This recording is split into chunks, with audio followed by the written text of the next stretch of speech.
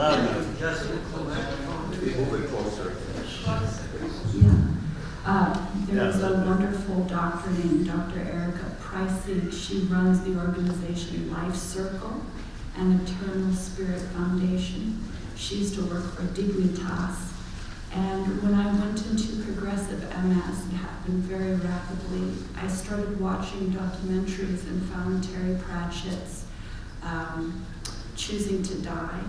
And since I worked in the film and television industry, this was the best way to communicate with me that there is another way to think about this. And so I was very inspired, and I started contacting Dignitas, and their process was a little too rigorous. So I found Erica Pricey and contacted Life Circle and wrote this letter for an assisted voluntary death. Dear Life Circle and Eternal Spirit Foundation, this is my formal request for an assisted voluntary death with dignity in Switzerland. I have been in contact with Life Circle since July of 2015. In the past several months, I've had 2 conversations on the phone with Rudy Habiger as to my case and the necessity to end my life with peace and dignity. In my own home state in Colorado, this option is available only to patients in the terminal 6-month phase.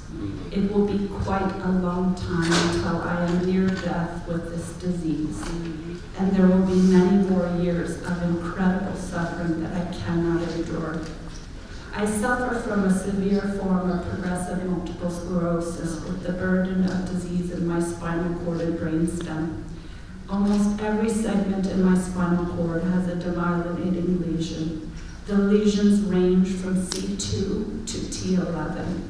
The symptoms that I suffer from on a daily basis range from loss of control of my torso, legs, severe intractable pain as if my organs are folding in on themselves, electrical pain as if my body is being stabbed all over and is on fire, profound fatigue, loss of sensation, severe dysfunction with my autonomic nervous system, pain when moving my breathing muscles, and a host of memory and cognitive problems that prevent me from having the mind that I once had.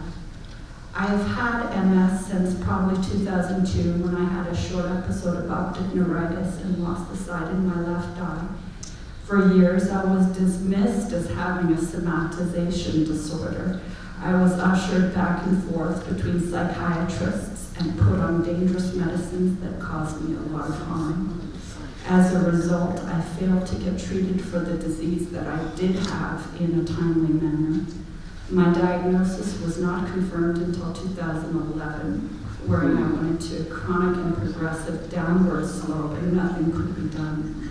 It has been like being erased, everything that I was, and many of my abilities. I am losing all that I am.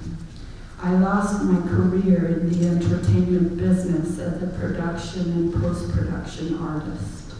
The ability to work in my profession was life itself. It was my passion and everything that I lived for. My life is now waiting for caregivers and social services and medical, going to doctors that never help me to get better. They always say, we have new medications coming down the pipeline, but how will that help me reverse 14 lesions in my spinal cord? Despite aggressive treatments that have involved chemotherapy agents at University of Colorado from 2013 to present, I have rapidly declined. My family and friends no longer recognize me for who I was. When I was younger and healthy, never could I have conceived of an illness that is so cruel and has given me great compassion towards so many people in states of suffering that I didn't even know could exist. Incurable illnesses where there is no end near in sight.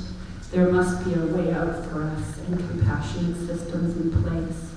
My day-to-day existence is full of intractable pain and physical suffering. In addition to these things I have mentioned, I cannot have a child due to the progressive loss of function in my body involving spinal cord deterioration, Second to losing my career as a filmmaker, this has been the most devastating aspect of my disease, as I am still a young woman in my mid-30s. In the past 6 years since entering into chronic progressive MS, I have sought out many clinical trials, studied scholarly articles on neuroimmunology, and written hundreds of correspondences to researchers all over the world, as well as experimented with different diets, alternative therapies. Much to my sadness, the treatments that will bring people out of severe disability involving myelin repair and stem cell are still years away from being available in a clinical setting. Nothing has even stabilized my disease, let alone improved function and quality of life. I cannot be cured. I cannot even be helped to feel better. I am most impressed with your organization's mission and my conversations with my personal contact, Rudy Haberger and Dr. Erica Pricey. I would like you to consider a request for an assisted voluntary death this year with your organization. As I am a person of faith and deep spirituality, I believe the soul goes on and wants to be free from the prison that has become my body. I have fought this devastating illness tirelessly for 15 years, and I want to be free. I will be submitting my last notes from University of Colorado, as well as payment and any other documents needed.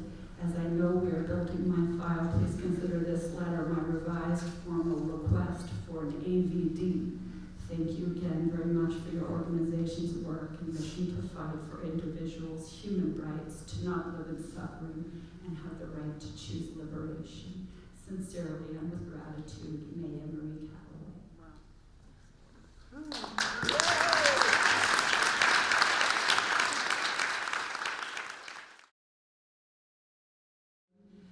The plane went through Iceland and got detoured, and then they sent me to Denmark and then to Zurich.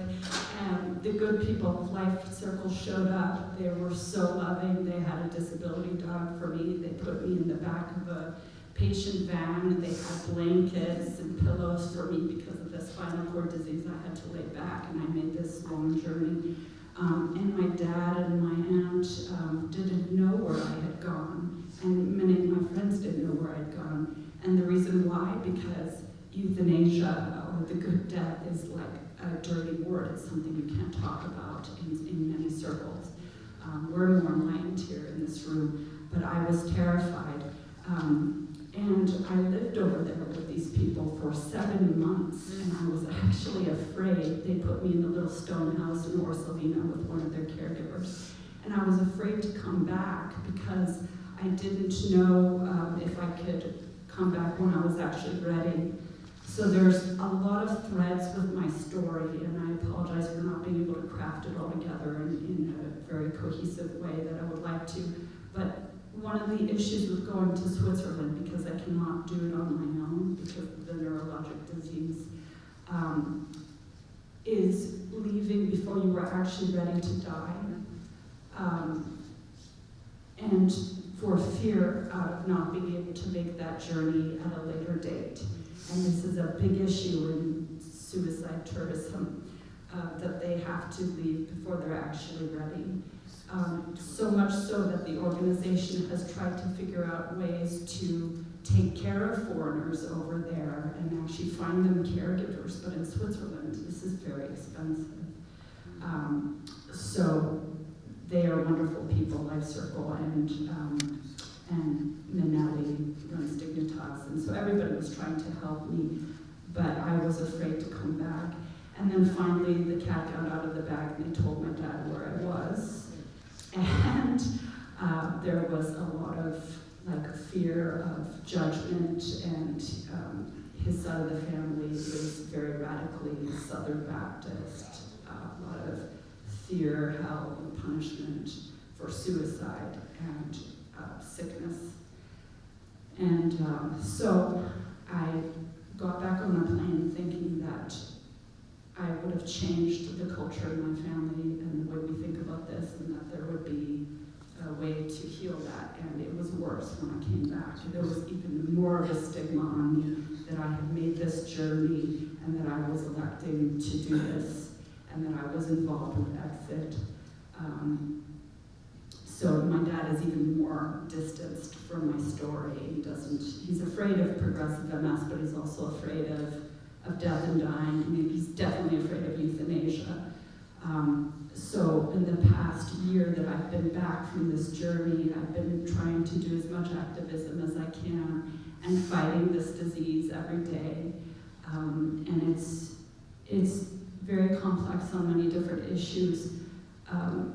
One of the things that we don't talk about in the Exit world is that the socioeconomic reasons that people want to die as well. Poverty, quite literally. Multiple sclerosis is a very expensive disease because it doesn't kill you right away, and there's so many different types of caregivers and people coming in and out for the cognitive and the physical that you need, and it is just a very expensive disease. And I'm running out of money, and I won't be able to live on $750 in government housing on Medicaid. This is not an acceptable quality of life for somebody that just had more hopes for what that life could be. And I don't want to live this way anymore. So I'm just trying to do as much activism as I can, and bucket list, basically going with my caregiver on little road trips and trying to suck the marrow out of life as long as I can. But ultimately what it's going to come down to is getting back on that Lufthansa plane and flying back to Life Circle and doing this and having the bravery and the courage, hopefully, to go through with it. One thing I did want to say is oftentimes another stigma that's put on suicide people is that we don't want to live, and that's not at all the case. I do want to live, I just don't want to live with this kind of suffering. So. Yes. Right.